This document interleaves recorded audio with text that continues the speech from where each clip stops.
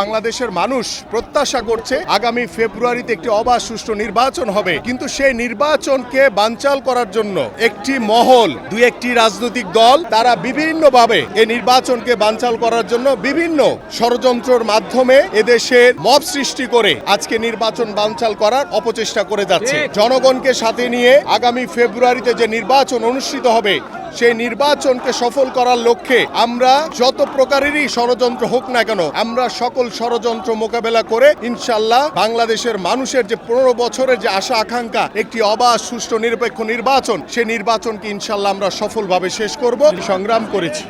এবং সেই আন্দোলনের সফলতা হিসেবে 24-এর যে গণঅভ্যুত্থান, সেই গণঅভ্যুত্থানে হাজার হাজার শহীদদের রক্তের বিনিময়ে আমরা স্বৈরাচার মুক্ত একটি বাংলাদেশ পেয়েছি এবং সেই স্বৈরাচার মুক্ত বাংলাদেশ পেয়েছি ঠিকই, কিন্তু বাংলাদেশকে নিয়ে বাংলাদেশের অভ্যন্তরীণ বাছাই করা আলু আর স্পাইসি সিজনিং এ প্রাণ পোটাটা চিপস নাকি বিস্কিট খেয়ে বুঝে নাও। বাংলাদেশের মানুষের যে প্রত্যাশা, যে চাওয়া, গত 17 বছর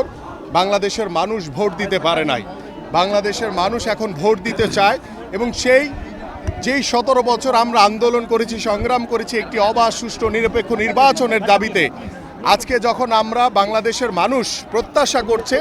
আগামী ফেব্রুয়ারিতে একটি অবাধ সুষ্ঠু নির্বাচন হবে, কিন্তু সেই নির্বাচনকে বানচাল করার জন্য একটি মহল, দুই একটি রাজনৈতিক দল তারা বিভিন্নভাবে এই নির্বাচনকে বানচাল করার জন্য বিভিন্ন ষড়যন্ত্রের মাধ্যমে এদেশের মব সৃষ্টি করে আজকে নির্বাচন বানচাল করার অপচেষ্টা করে যাচ্ছে। আমরা দৃঢ়ভাবে বলতে চাই, বাংলাদেশ জাতীয়তাবাদী দল বিএনপি এদেশের সাধারণ মানুষের দল, এদেশের জনগণের দল। জনগণকে সাথে নিয়ে আগামী ফেব্রুয়ারিতে যে নির্বাচন অনুষ্ঠিত হবে সেই নির্বাচনকে সফল করার লক্ষ্যে